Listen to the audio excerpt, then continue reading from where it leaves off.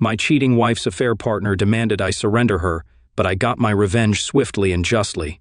I'm Tom Williams. I used to be married to Kayla Williams. We were together for 17 years before everything fell apart. Naturally, I got blamed for it. Divorce courts in this country always seem to side with the woman, giving her full custody so she can turn the kids against their father. It feels like the divorce laws were designed by people who hate men. We had 2 kids, a 14-year-old son and a 16-year-old daughter. I thought our life was great. I loved my wife, and I believe she loved me. Our kids were smart, athletic, and well-adjusted. Carly, our daughter, was a daddy's girl, and Josh, our son, was friendly and athletic. I was doing well as a mechanical engineer, and Kayla had a good job as an accountant. We both stayed fit and looked good. Carly idolized me. She was good at math and science and wanted to be an engineer like me. She got her driver's license at 16 and loved cars just like I did. We spent weekends at car shows and working on my collection of old GM cars. She also helped me with home improvement projects, learning basic plumbing, electrical work, and more. While she went to her mother for girl issues, she came to me for everything else: homework, friend drama, boys, and advice. We were very close. Josh, on the other hand, wasn't into cars. He was more interested in English literature and civics and talked about becoming a lawyer. He was closer to his mom lately. Kayla seemed a bit off, distant, and zoning out. I asked if everything was okay, but she brushed it off. One Friday evening, I came home at my usual time, p.m. Kayla was already home, but there were no dinner smells, and Carly didn't greet me. I assumed she and Josh were out with friends. I went upstairs to change and saw that Kayla had laid out a little black dress, hot underwear, stockings, and inch heels. It looked like we were going out, but she hadn't told me. Kayla was still in the bathroom putting on makeup when I walked in. "Where are we going, sweetheart?" I asked, starting to take off my dress shirt. "We aren't going anywhere," she replied. "Then why are you getting all dressed up with a hot outfit laid out on the bed?" "I'm going out, not we." "Really? And where exactly are you going dressed like that without me? Where are the kids?" "The kids are spending the night with friends. I'm going on a date tonight, and I probably won't be home until tomorrow morning." "What do you mean, your date? And you won't be back until morning?" "Exactly what I said. If it goes well, I'll be spending the night with him." "No way. You think I'll put up with that? If you want to cheat, you can wait for the divorce." "Stop being stupid. There will be no divorce. I just need this one night to prove I'm still attractive to other guys. If you really love me, you'll let me do this. If you loved me, you wouldn't even consider it." "I do love you, but I need this. I'm getting older and need to feel attractive to younger men. Clarence is 10 years younger and has been flirting with me for 6 months. I finally accepted his offer. It's just one night of love making to boost my ego. I'm not putting up with it. Remember our wedding vows? You're breaking them.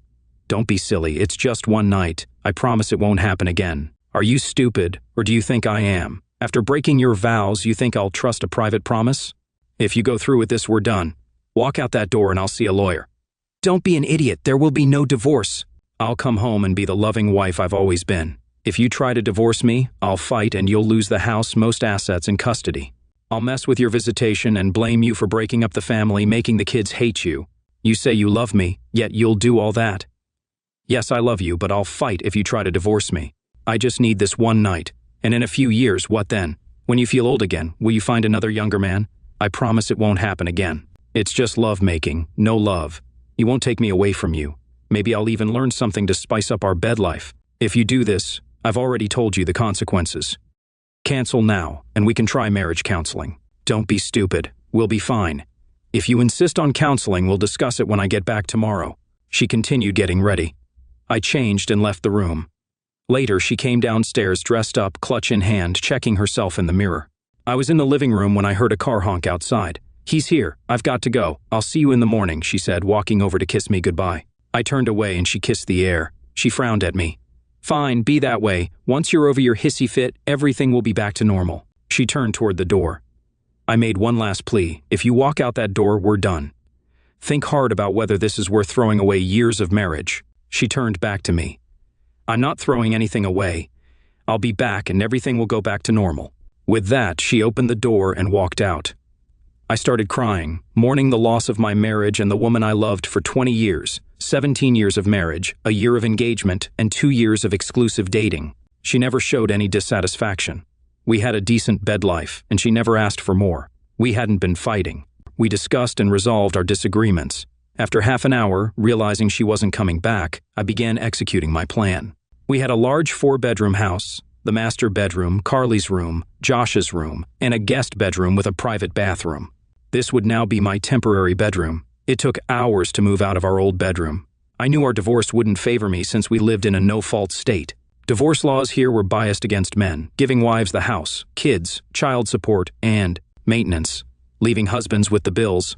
I set up my new living space and went to my home office to manage our finances. I had an account in my name for buying her gifts. I transferred half of our joint checking and savings into it, paid off and canceled our credit cards, then applied for new ones in my name. I planned to transfer my direct deposit and split our investments on Monday. I poured myself a Jim Beam and went to bed, but couldn't sleep well. The bed felt empty without her, and my mind raced with thoughts of what I could have done to stop her.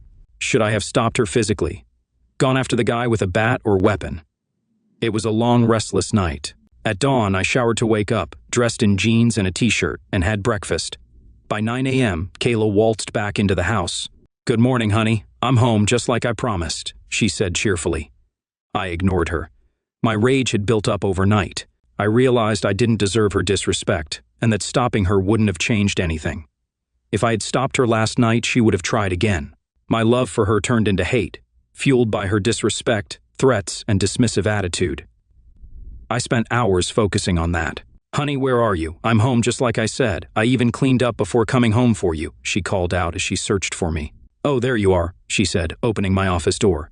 "I'm back and now everything can go back to normal," she added, coming over to my desk with her arms out for a hug and kiss.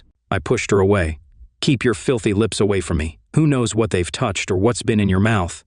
Her eyes widened in shock. I had never spoken to her like this before. Before she could respond, I continued, "You need to get a full STD test and show me a notarized clean report before you touch me again. As for lovemaking, I wouldn't touch you with a 10FT pole, even with a dozen condoms on it." Her shock turned to anger. "I see you're still dealing with your bruised ego.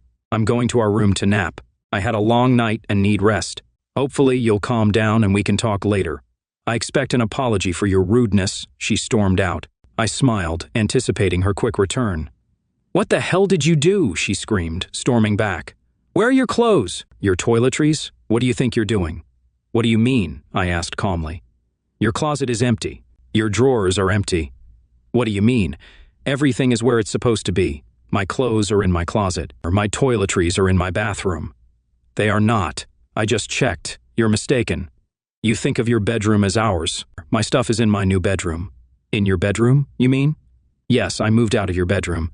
I'll stay in my new room until I find an apartment." Her eyes narrowed in irritation. "We'll discuss this later. I'll give you a week to get over your fit. Then I expect you to move everything back and we'll go back to normal." "Not until I have that notarized report," I replied, turning back to my computer.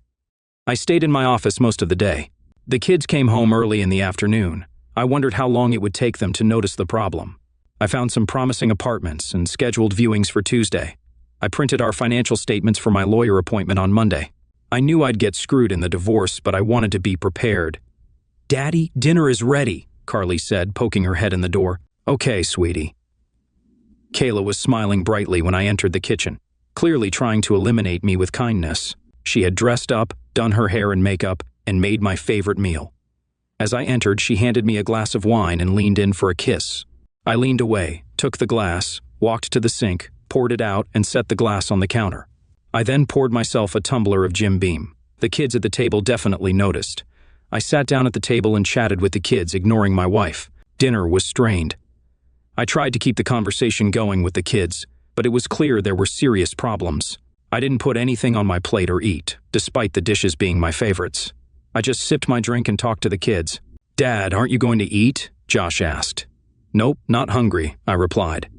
After the most awkward dinner ever, I refilled my drink and went back to my office without helping to clear the table. Half an hour later, I shut down the computer, grabbed my truck keys, and left for a quiet restaurant.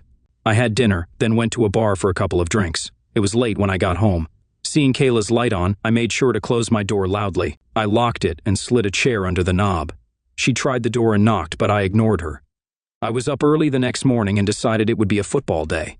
There were 3 games, and I planned to watch them all, ignoring weekend chores. I had almost finished a pot of coffee and started making omelets. I finished mine when Carly walked in. "Hey, sweetie, want an omelet?" I asked. "Sure, Dad, thanks," Carly said. She got her juice and sat at the table as I cooked her food. A few minutes later, Josh came in. I'll make yours next, I told him as Carly ate. I heard Kayla in the hallway, so I poured the last cup of coffee for myself and turned off the pot. She came in, got a cup, and glared at the empty pot. You couldn't leave a cup for me? She asked. The pot's right there. You know how to make it, I replied. Whatever. So you're making omelets? She asked. Made them, just finished. Feel free to make yourself one, I said, slipping Josh's omelet onto his plate. I had used the last of the ingredients and put everything away. Having taken care of the kids, I left the kitchen. Just before noon, I was in the living room watching the game. Kayla came in with a plate and a bottle of beer. I brought you lunch and a beer so you wouldn't miss the game, she said, cheerfully. Without a glance, I swept both off the table with my foot. Shocked, she stood there as I went to the kitchen and got myself a beer. I didn't clean up the mess. She brought it, she could clean it. I didn't care if it stained the car carpet. I wouldn't be living there much longer. We need to discuss this, Caleb, she began. Shut up, the game's on, I replied. For God's sake, you need to fix your attitude. The kids have noticed, she said. They'll notice when I move out anyway, I said. You're not moving out, and there will be no divorce, she insisted as she stormed away. Later in the afternoon, Carly and Josh approached me during halftime. Dad, what's going on with you and Mom? Carly asked. You may as well know, your mother and I are getting a divorce. This has nothing to do with you. We both love you. This is between us, I explained. But why? Josh asked. Because your mother did something I can't accept. Even after I told her my feelings, she wasn't remorseful, I said. You mean her date on Friday night? Carly asked. You know about that? I was surprised. Yeah, Mom told us you weren't happy about it, Carly said. So you know she cheated on me, I stated. No, she didn't. She told you beforehand, so it wasn't cheating. She didn't sneak around. It was only one night out of the 20 years you've been together, she said. If you really loved her, you'd let her have that one night and move on, Carly explained. I was shocked and hurt that my daughter wasn't even trying to understand my side. She had taken her mother's side completely.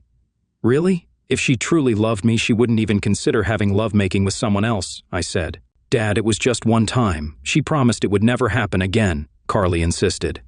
Let's talk about promises. Over 17 years ago, she made a vow before God, our families and friends, to forsake all others until the end of life. How can I trust any private promise now? I asked. But you also vowed to stick with her in good and bad times, Josh pointed out. True, but her breaking her vow releases me from mine, I replied. Why break up the family over one night? Carly asked. Why am I blamed for her actions? She broke the vows, not me, I said. Mom wants to move on and put this behind us. You're the one making a big deal and breaking up the family, Carly insisted. It didn't get better after that. They weren't listening. Kayla had convinced them that Mommy needed this, and Daddy's ego was causing all the problems. They thought I was overreacting. Eventually, they stormed out when it was clear I wouldn't agree. I watched the rest of the game in peace. Later, I smelled dinner being prepared but ignored it.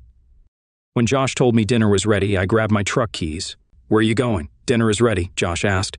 I'm going to the sports bar to watch the game. I'll eat there, I replied. But Mom fixed. I'll be back after the game, I said, cutting him off. I hung out at the bar, enjoying a burger and beer. I only had one beer per quarter, so I was fine to drive. By the time I got home, everyone was in bed. The plate and bottle from earlier had been cleaned up, which made me smile. Monday morning, I left early. I called my broker first and had him split our investments into a new account in my name. Then, I contacted HR to remove Kayla from my retirement account and added Carly and Josh as heirs. I also changed my direct deposit to my new bank account. Finally, I told my boss about the divorce and needing time off for meetings and court dates. He was supportive. My lawyer confirmed my fears. I was likely to get screwed in the divorce. Custody would depend on where the kids wanted to live, and given our recent conversation, I wasn't hopeful. The lawyer began the paperwork, and I asked him to have Kayla served at work on Monday. After work, I went to the sports bar for Monday Night Football, ignoring Kayla's texts and calls. I let Carly know where I was, but her response wasn't pleasant. When I got home, they all gave me the evil eye. I went straight to my office, then later to bed after everyone was asleep. Tuesday morning, I left early again. Work was fine, and I took the afternoon off to look at apartments. I chose a nice 2-bedroom unit and put down a deposit, planning to move in on Saturday. I bought a couch, table, and chairs from a secondhand store to be delivered that afternoon. I decided to take my bed and everything from my home office. They were eating dinner when I got home. Noticing they didn't set a plate for me, I snickered. I wasn't going to eat it anyway. I made a huge sandwich, grabbed chips and a beer, and went to my office. Dad, why are you being such an a-hole? Carly asked, coming into my office. Because your mother cheated on me, disrespected me, and threw it in my face. I clearly told her what would happen if she went through with it, and she did anyway. You can't be breaking up the family over that. It was just lovemaking. Carly, someday you'll be married. How would you feel if your husband told you he had a date with a younger, prettier woman and planned to spend the night with her? I wouldn't like it, but if he promised it was just one time, I'd try to get past it. Besides, if he told me, it wouldn't be cheating, right? Imagine saying your vows and telling your groom you plan to screw another man. Think about the devastation in his eyes. I turned back to my work. Wednesday evening, both sets of parents were at the house when I got home. I actually got along well with my in-laws. Her dad was a gearhead like me. My parents were loving and supportive, and we got along great. I saw the ambush. I understood why her parents were there, but I was confused about my parents being there too. Tom, Charles began, we're disappointed in Kayla, but you're overreacting. She made one mistake in years. You don't need to tear the family apart for one small mistake. Seriously? It wasn't a small mistake. It was planned. She ambushed me an hour before leaving, giving me no chance to fight it. It was a deliberate plan to cheat. Son, Mom said, she didn't cheat. She told you first. What she told me didn't ask. Even when I objected, she didn't care. I told her this would happen if she went through with it. Tom, Dad added, we understand your pain, but think about the family. Kayla still loves you. With counseling, you can get past this. Don't tear your family apart. We raised you to be good, man. Think about your mother and me. We will do whatever necessary to keep our relationship with our grandchildren. I was stunned. My parents were actually siding with her, telling me to overlook her cheating. I couldn't take it anymore and went to my bedroom, shutting the door in her face. 10 minutes later, I changed into jeans, a casual shirt, and boots. I walked through the living room without saying a word, ignoring their attempts to talk to me. I got in my truck and went to the sports bar for dinner and beers. The house was quiet and dark when I returned 4 hours later. Thursday and Friday were the same. I ignored Kayla, and the kids stayed mad at me. I was surprised Kayla hadn't noticed the credit cards not working yet. She'd figure it out during her Saturday shopping. Friday evening, I was in my office when Kayla came in wearing a transparent nightie, stockings, garter belt, and heels. The kids are out tonight. It's time for you to get over this and come to bed. I want you to make love to me all night. I need you to take me back, she demanded, her voice filled with a mix of desperation and desire. No thanks. I haven't seen a clinic report proving you're disease-free, I replied coldly, not even looking up from my desk.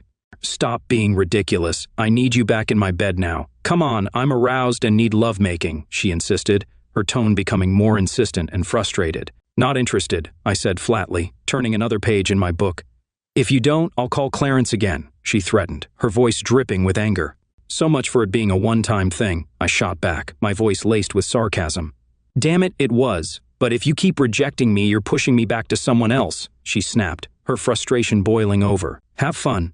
Let me know if you're bringing him here so I can leave, I responded, not bothering to hide my disdain. She stormed out, and half an hour later I heard her leave, tires screeching. With the house empty, I packed up my things, took apart the bed, and loaded my truck with my clothes. I slept on the sofa in my office.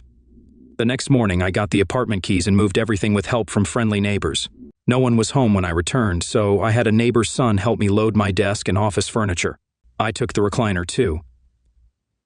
Later that evening, my daughter called. Daddy, where are you? She asked, her voice filled with confusion and worry. I'm at home, sweetheart, I answered, trying to keep my tone calm and reassuring. No, you aren't. Your office is cleaned out, the spare bedroom is empty, and your recliner is gone, plus your truck is missing, she listed, her voice rising with each observation. You're right. I moved into an apartment after the divorce. Maybe I'll get another house, I explained, trying to keep the conversation as matter-of-fact as possible. God, Dad, I can't believe you're being such an a-hole about this. I thought you loved us, she exclaimed, her voice breaking with emotion. I do love you, sweetie. Always will, I assured her, feeling a pang of guilt. Just not enough to stay, she accused, her voice filled with hurt. I'm not abandoning you. You can see me anytime. I'll still take care of you and your brother, I promised, trying to make her understand. You left us and are breaking up the family, she said, her voice shaking with anger. Your mother broke up the family. I told her this would happen if she went on that date. She did it anyway, I reminded her, my own frustration creeping into my voice. She thought you loved her enough to get past it, she said, her tone softening slightly. And I thought she loved me enough not to do it, I countered, feeling the weight of the situation pressing down on me. Fine, whatever, she hung up, leaving me alone with my thoughts. The divorce was a nightmare. She fought it, wanted counseling, and wanted me to pay. I refused. I argued she should pay for it. I won that argument. The counselor didn't like me because I told him I was ordered to attend but didn't have to participate. After 12 sessions, the counselor gave up. She fought over everything, even things she despised, like the poster in the garage and the Bud Light lamp. It was all to make the divorce harder for me and to interfere with my time with the kids. The judge granted the divorce. I had to pay half the mortgage, and she kept the house. I paid a month in child support and a month in spousal maintenance for years, which would end if she remarried. She moved Clarence in before the divorce was final. Half my paycheck went to her. I cashed in some investments and bought a fixer-upper house. I moved in with my tools and started repairs in the evenings and weekends. Visitation was a disaster. Kayla made it difficult, and the kids were busy or hostile. Eventually, they told me they didn't want to see me anymore. Forcing them would have caused more resentment. I sent gift cards and letters for birthdays and Christmas, but they were returned unopened. My checks were cashed, but I never heard a word. I informed them about their college funds, and they responded with, "No thanks." Kayla poisoned my kids against me. I focused on work and my house, saving money by not going out. One day, I called my mom. "Hey Mom, how are you doing?" "Well, how are you?" she replied cheerfully. "I haven't heard about Thanksgiving. Are you hosting it?" After a pause, she said, "Yes, but..." "Kayla, her parents and the kids are coming. She's bringing her new man. We thought it would be too awkward for you to be there." "Seriously, Mom? You're choosing my ex-wife and her boyfriend over me?" "We want to keep our relationship with the grandkids. This is your fault. You should have kept your family together." "How about Christmas Eve? We'll be at Kayla's on Christmas Day." "Forget it, you don't have a son anymore," I said, ending the call. I spent Christmas Eve watching Die Hard, ignoring calls and texts from my mom. The packages I sent to my kids had been returned. 5 years later, I got a wedding announcement. Kayla married Clarence the weekend after my last maintenance payment. With Josh turning 18 a year earlier, my child support ended too. I celebrated by getting drunk. I had worked hard and loved them only to be rejected. Now free of my obligations, I decided to move on and forget about them as much as possible. One thing bugged me. I still had to pay half the mortgage. That ended when Josh graduated, but my name was still on the deed. Kayla thought the house was hers, but the divorce agreement only let her live there until the kids finished high school. I was entitled to half the assets, and the house was a big one. I contacted my lawyer. When we divorced, the house was worth, with inequity. Now it was worth about $500,000, with $450,000 in equity. We only had $50,000 left on the mortgage. I wanted the money, obviously, and it would piss Kayla off. She loved that house and would hate giving me anything. It would also pay me back for all the maintenance and mortgage payments. A week later, Kayla called. "Tom, what's going on?" "Just working and fixing up my house. Surprised to hear from you." "You a hole. Why did a realtor come to my house for a listing contract?" "Since both our names are on the title, she needs your signature for the sale." "I'm not selling. I love this house." "Then when can I expect my check for half the equity?" "I got the house in the divorce." "No, you got to live there until Josh graduated. Now we either sell it and split the proceeds, or you buy out my half. I'm not giving you $100,000 for a house that's rightfully mine." "Good thing I'm not asking for $100,000. The equity is now. My half is. With the expensive furniture, let's round it to..." "You're insane. I'm not giving you a dime," she screamed and hung up.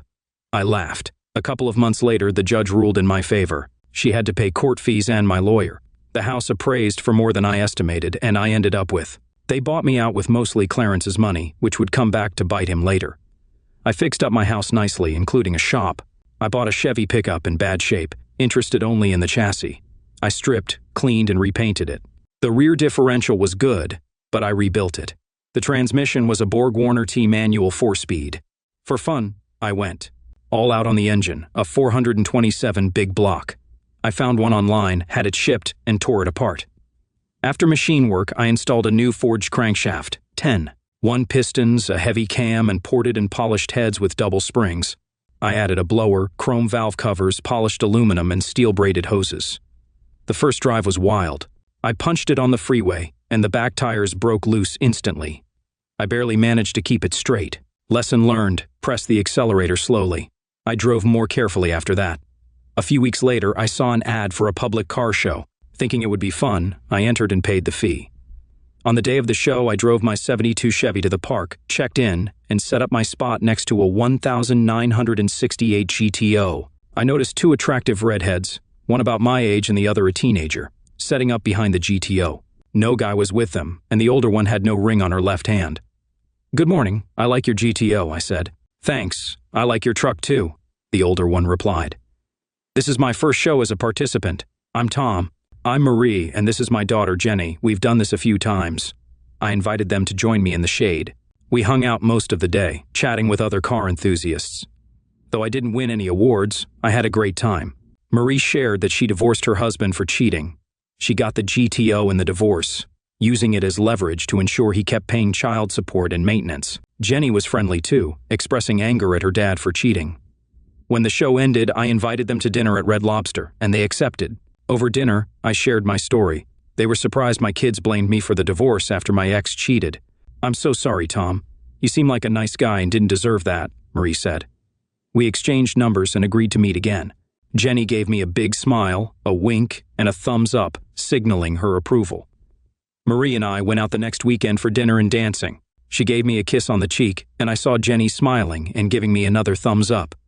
After a few more dates, I invited them over and cooked lasagna. They liked it and enjoyed my house, though Marie noted it needed a woman's touch. The next weekend, they invited me to their apartment. Marie's cooking was amazing, much better than mine. I couldn't stop eating and apologized for making a pig of myself, but they laughed, saying it was the best compliment for someone who loves to cook. 2 weekends later, Marie and I went out for dinner and dancing. During a slow song, she whispered, "Take me home." Surprised, I pulled back, but she giggled and clarified, "Take me to your home." "Oh, well then." Thankfully, I had my regular truck, not the... We ended up doing it 3 times before falling asleep. I cooked her breakfast and drove her home. A few months later, I proposed, and she said yes. We had a simple ceremony in front of a judge, and they moved into my house. Jenny even started calling me Daddy. Life was great. Yes, we had disagreements, and Jenny and I had our differences. She was still a teenager, and I was an authority figure, but she respected me, and her mom loved me as much as I loved her. About a year later, I got a surprise call from an unknown number. "Hello," I answered. "Dad?" An excited woman's voice said. "Carly?" "Yes, Daddy, it's me. I have great news." "Really? It's good to hear from you. I'm getting married." "That's great, sweetie. I'm so happy for you. I want you at my wedding." "Oh no, Clarence is paying for the wedding, and he will walk me down the aisle. You wouldn't sit in the front pew, but I really want you there." "Clarence? The man your mother cheated with?" "She married him." "Look, Dad, I'm trying to reconnect and want you at my wedding. It's your fault they got together after you left. You still think your mother did nothing wrong? I can't support this marriage. You'll likely cheat, just like your mom. Plus, you took the last honor of a father away from me. You've become a shallow, self-centered witch. Fine. Don't expect to see your grandchildren if you raise them like you. I don't want to. Mom's right, you are an a-hole." That was the last I heard from my daughter. She sent texts and voicemails, but I deleted them. Her olive branch was an insult. She made her choice 10 years ago. Any chance of a relationship with her or Josh was gone.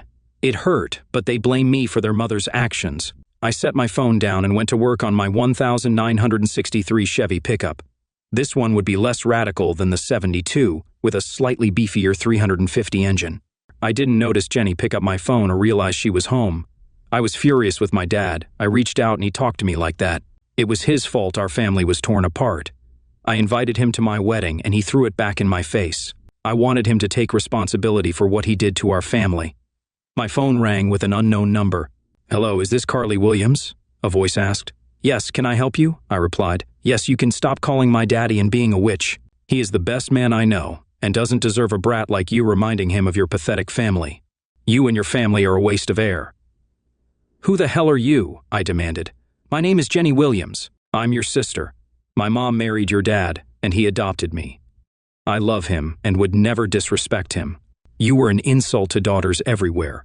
I know what happened. Your mom disrespected her husband by going on a date and sleeping with another man, and you seem okay with that. My bio dad cheated on my mom, and she kicked him out without hesitation. If my mom ever cheated, I would help my dad throw her out. He is the most decent, caring person I know. I'm grateful your mom was stupid enough to let him go. You can tell your grandparents they have another granddaughter. But I don't want a relationship with people who reject their son for a cheating mom. When you say your vows, think about your husband cheating on you. Call me when it happens so I can laugh. Have a crappy life, sis." She hung up. I stared at the phone in shock. I couldn't believe Dad got married and didn't invite us. I now had a younger sister who sounded like me before Mom convinced Josh and me that Dad was breaking up the family over a minor issue. I thought he must have had a good reason. I even considered living with him, but Mom explained she just needed this one thing to rejuvenate herself, and Dad was the one being stubborn and leaving. Jenny was so rude and didn't care about our side. She called me names without knowing me. Of course Clarence would walk me down the aisle. He had been there for me. He was paying almost $20,000 for the wedding. I doubted Dad could contribute much. I was still upset when Mom and both grandmas came in from shopping. Mom noticed my mood. "Honey, what's wrong?" she asked. I told Dad about the wedding and invited him. I hoped it could help rebuild our relationship. "That's wonderful," Grandma Williams said. "Will he be there? We haven't heard from him since Thanksgiving a few years ago." I sighed. No, he got mad when I told him Clarence would walk me down the aisle and that it would be too awkward for him to sit with Mom and Clarence. Oh, that's too bad. I thought he would have gotten over his stubbornness by now. "That's not all. I found out I have a stepsister," I said. "What?" they exclaimed. "A girl named Jenny Williams called after Dad hung up. Apparently, Dad married her mom and adopted her. She was very rude and said the nicest thing she wanted to thank my mom for being stupid or she wouldn't have such a great dad." I recounted both calls. They were shocked by the vehemence from Dad and Jenny. "Tom got married and we weren't invited?" Grandma Williams whispered. The day of my wedding finally arrived. I had a brief moment of sadness that my dad wouldn't be there, but I shrugged it off. I had reached out, and he had rejected me. This was a happy day, and I was marrying the man I loved. Clarence beamed as he took my arm, and we walked up the aisle. I was overjoyed, seeing all my friends and family. Josh was one of Bobby's groomsmen. Tears of joy filled my eyes as I saw Bobby smiling at me. Clarence lifted my veil, kissed my cheek, and said, "Congratulations, baby." He handed me to Bobby and the ceremony began. When the minister asked who gives this bride away, and Clarence said her mother and I do, something felt off, but I let it go. As I gazed into Bobby's eyes, repeating my vows, I couldn't say forsake all others. Images flashed through my mind of Bobby with another woman and him looking devastated as I confessed to cheating. "I understand now," I blurted out, feeling a sudden clarity wash over me. Bobby looked concerned. "What do you understand?" he asked, his brow furrowed with worry. "Absolutely everything," I replied with conviction. Then I got serious. "Bobby, do you really love me?" I asked, searching his eyes for the truth. "Of course I love you. Why are you asking?" he responded, his voice filled with confusion and concern. "Because I can't marry you today. We will get married, but not today." "I need to make things right," I explained, my voice trembling slightly. "Baby, what's wrong?" he asked, his concern deepening. "I love you, and I will marry you, but we need to fix things first." "We will reschedule the wedding," I said firmly, trying to reassure him. "You're not leaving me at the altar, are you?" he asked, his voice tinged with fear. "Not a chance." "You're coming with me," I replied, grabbing his hand. I turned to the guests. "I'm sorry, but I can't go through with this today. We will reschedule. In the meantime, please enjoy the reception. It's all paid for." "Clarence is footing the bill," I announced, my voice carrying through the crowd. I grabbed Bobby's hand and headed back down the aisle. My mother and Clarence blocked my exit. Clarence, furious about the money spent, Mom asked, "Carly, what are you doing?" Her voice sharp with confusion. "I'm fixing a mistake I made years ago," I answered, determined. "What mistake?" "The mistake of blaming my dad for the divorce when it was your fault for cheating," I said, my voice steady. "Carly, I am your mother. I'm not a strumpet, and you will respect me," she said, her tone defensive and stern. "Really, Mother? Once a cheater, always a cheater," I retorted, my anger rising. "Carly, how dare you?" she exclaimed, shocked by my accusation. "How dare me? I'm ashamed I ever looked up to you. It wasn't until I was saying my vows to Bobby that I realized how horrible you are. Once a cheater, always a cheater." Looking into his eyes, I understood how terrible it would be if he cheated on me, and how badly I would hurt him if I cheated. "Dad was a good role model, you weren't," I said, my voice breaking with emotion. "What do you mean?" Mom asked, fear in her eyes, her voice barely a whisper. "I mean you destroyed our family with your actions. You hurt Dad, and you hurt us, and now I see how wrong I was to side with you," I explained, my voice filled with the pain of realization. "I never meant to hurt anyone," she whispered, her eyes filling with tears. "But you did, and now I need to make things right," I said, my voice strong and resolute. "Seriously, Mom, do you think I don't know about your workouts with Jim Davis at his apartment, or how Carlos, the pool boy, takes extra time because you're sleeping with him, or the landscape crew you sleep with after yard work? I have videos of that. And let's not forget the backroom heads you give Mario, your hairstylist. At least Clarence doesn't have to worry about you cheating with your boss. Oh, and Alan Morris, our neighbor, who visits when his wife has girls' night out." Her eyes darted to Clarence, who looked utterly shocked. I turned to him. Clarence, I vow with the same commitment my mom had to her vows that I'll pay you back for this wedding. Don't expect a dime. I pulled Bobby down the aisle, stopping to talk to the videographer who caught everything on camera. He gave me a copy, and I signed a release form for YouTube. Bobby and I dashed to the parking lot, got in his car, and roared out. Where are we going? He asked. West on. I'll put the address in Waze, I replied, finding the address quickly. It was about 2 hours away, and I hoped Dad was home. We didn't stop to change. I was on a mission and didn't want to waste time. It's not every day you open your door to see a bride and groom standing on your porch. I'm not a minister, and I don't live at a church, so it was quite a surprise. Even more surprising was recognizing one of them as my daughter, Carly, who had made it clear she never wanted to see me again. I knew today was her wedding day, so she should have been at the church, the reception, or on her honeymoon. Daddy, can I talk to you for a minute? She asked softly. Still stunned, I let them in and gestured to the living room where Marie and Jenny were sitting, both looking shocked. Carly, this is my wife, Marie, and our daughter, Jenny. Jenny, Marie, this is Carly. I don't know who the man with her is. Daddy, this is Bobby Jensen, my fiancé, Carly introduced. Didn't you get married a few hours ago? I asked, confused. I need to talk to you about that. I couldn't go through with it today. I can't get married unless my daddy walks me down the aisle. Daddy, I finally understand. You were right. Mom threw everything away, not you. I'm sorry for blaming you. You didn't deserve any of that. I hope you can forgive me and let me back into your life. I really want to marry Bobby, but I can't unless you agree to walk me down the aisle. This was unexpected. I was happy she wanted me back in her life, but curious about the scene. Carrie, did something happen at the wedding? You're still in your wedding dress and Bobby's in his tux. We were halfway through the ceremony when I had an epiphany, she said, handing me a CD. You should watch this while Bobby and I change into regular clothes. Marie showed Carly to a bedroom to change. I set up the video player in the living room. When Carly and Bobby were ready, we watched the video. It started as a typical wedding, but Carly stumbled during her vows. She did it. I can't believe it, Jenny whispered. Carly stopped the wedding and confronted her mom, revealing more of her infidelity. I was shocked. Carly explained. I couldn't go through with it. I realized how hurt Bobby would be if I did to him what Mom did to you. I finally understood what forsaking all others meant. Mom dishonored you, and I was dishonoring you by getting married without you there. The vows would be meaningless without the most honorable person I know. When I marry Bobby, it needs to be you who walks me down the aisle, not Mom and Clarence. Carly paused and smiled at Jenny. Besides, I need my little sister as a bridesmaid. Your words woke me up. How can I get married without you standing up there for me? This was a lot to process. We talked for hours. I didn't know Jenny had gotten Carly's number from my phone and called her. When it got late, I had them stay in the guest bedroom. Carly ignored calls from Clarence and Kayla, but took calls from friends. Some guests took her up on the offer to party on Clarence's dime. He tried to cancel but was too late, so he ended up drinking in a corner. Josh sent Carly a video of their mom trying to talk to Clarence, which ended in him yelling, "Cheating strumpet!" That relationship seemed over. Josh also managed to cancel the flight and resort reservations, but was stuck with a 20% cancellation fee. Since Carly and Bobby had already taken time off for their honeymoon, they stayed with us for the week. I reconnected with Carly and got to know Bobby, who turned out to be a great guy with strong morals.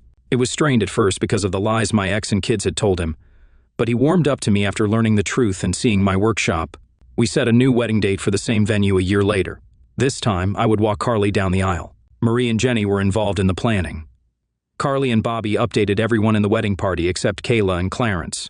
Over the next few months, Carly and I rebuilt our relationship, and I got to know Bobby better. We attended car shows together, entering Marie's GTO, my 72 truck, Bobby's Challenger, and Jenny's 1974 Firebird. Carly and Bobby visited us often, and Josh even showed up a few times, though it was harder with him because he was closer to his mother. Meanwhile, things didn't go well for Kayla and Clarence.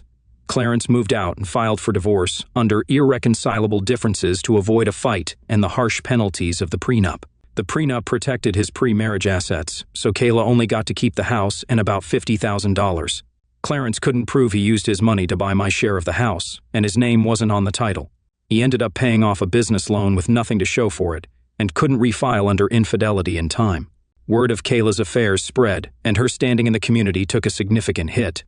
Her friends started avoiding her, and invitations to parties, charity events, and other gatherings dried up. Even worse for her since she didn't work and relied on Clarence's money. Her financial situation suffered greatly. Clarence learned an expensive lesson. He lost a couple of $1,000 buying out my half of the house, another $28,000 for the failed wedding, and had to pay Kayla $50,000 in the divorce. Then there was the humiliation. Kayla was angry that her affairs were publicly revealed and that Clarence was divorcing her in the manner he did. She started telling her remaining friends that she cheated on him because he had such a small instrument and didn't even know how to use it properly. That kind of gossip spreads quickly. Soon, every woman he tried to pick up in a bar would just laugh at him. He became somewhat of a recluse, only going to work and then straight home. His social life disappeared. "Ready, Daddy?" my oldest daughter asked. "No father is ever really ready to let go of their daughters, but I'm honored to do this for you," I replied. The doors opened, the music began, and filled the church. I stepped forward with my left foot, proudly walking my daughter down the aisle. I glanced around, and my smile grew bigger. My ex-wife was sitting in the 4th row. My wife, Marie, was in her place of honor in the 1st row. I would join her after I completed my last important duty for my daughter. "Who gives this woman to be wed?" the minister asked. "As her father, I give her to be wed," I spoke loudly. "Love you, Munchkin?" I whispered to her as I kissed her on the cheek before handing her off to Bobby. Yes, I neglected to mention my wife. No, it was not all my idea. Carly asked me to do it that way. I then turned and sat next to my wife. To have and to hold in sickness and in health, through good times and bad, forsaking all others. Carrie practically shouted the last part.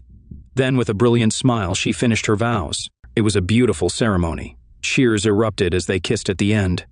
I looked down from the head table. Marie was right beside me. I saw Kayla sitting at a table off to the side. She didn't look happy. Every time she looked up and saw Marie sitting in her spot, she scowled.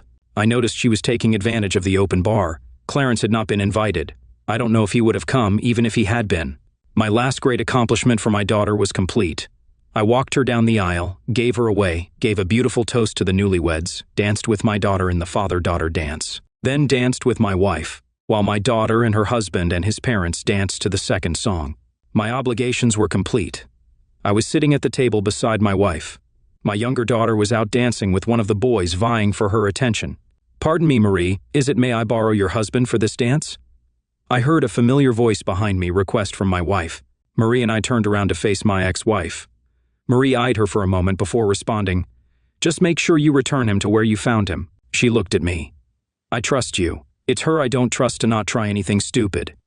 I led Kayla onto the floor. They started a slow song. It wouldn't have surprised me if she had requested it just for this purpose. I was careful to keep some distance and not pull her in tight. We danced for a bit before she started talking. "You were supposed to give me that one night. We should have moved past that and gone on like normal. This was supposed to be the two of us together today. And you were not supposed to have gone out that night. You should have known me better than to think that I would have been okay with you cheating on me, no matter how many times you did it. I didn't cheat. I told you about it before I did it. I didn't sneak around behind your back. Whether you told me or not is irrelevant. The fact that you had lovemaking with someone else is cheating. Besides, I never gave you permission. I told you not to do it, but you did it anyway. I never wanted this. I just wanted that one night, then we could have been together forever. You know you are the only man I have ever loved. I never had any love for him. Besides, the lovemaking wasn't even that good. He was selfish, and he wasn't even as big as you are. Then why did you marry him? Because you divorced me. Sure, I didn't love him, but I liked him. After you left, I didn't want to be alone. I thought that I might grow to love him, but I could never get over you. I did all that to you because I was pissed that you left me. I still loved you, but you wouldn't even talk to me after that one night I realized that you were everything I would ever need, and I would never go out with another man again. So why did you cheat on him then? Because he was terrible in bed. I thought I could train him, but he refused to take any advice. He would just stick it in, pump for a few minutes, finish, then roll over and fall asleep. When I couldn't take it anymore, I found a couple of other guys who could actually satisfy me. I had no idea Carly knew anything about it. Even if I did, I never would have guessed she would betray me like that. I'm sorry for you. We had a great marriage, but you threw it away for one night of mediocre lovemaking. I don't suppose there's any chance. I couldn't help laughing. Not just no, but hell no. First off, even if I wasn't married now, what you did in turning my kids against me eliminated any chance of us ever getting back together. Now I'm married again to a woman I love, and I have another daughter that I love as well. The best I can offer is civility when we are at the same place and at events with our children and grandchildren. Thankfully, the song ended shortly after. I didn't talk to her again that night. She couldn't afford the mortgage payments on the house, so she ended up selling it and moving into a small apartment. She got enough money out of the house to live on if she was careful. She went out with her friends occasionally, but as far as I know, she never had another relationship. Clarence ended up living alone as well. Carly and Bobby had a long, loving marriage. They had 3 kids, 2 boys and 1 girl. Josh eventually married a sweet girl too. They had 2 daughters. As far as I know, neither one cheated on the other. Some believe I should have sought revenge on Kayla and Clarence. The reality is, there was nothing I could do to hurt them without either going to jail or having it backfire on me. I decided to move ahead and live my life as best as I could. There's a saying, the best revenge is a life well lived. I did that, and let karma handle the rest. Karma is a cow, and her dance name is Vengeance.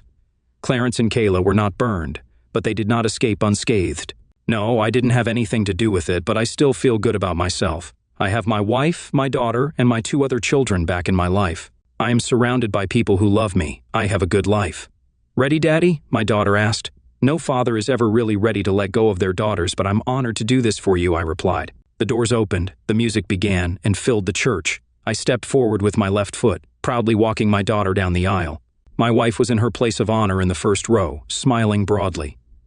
I would join her after I took care of my last important duty for my daughter. Don't worry, Daddy. I'm going through with this today. I talked to Carly, and I'm doing it right the first time, Jenny assured me.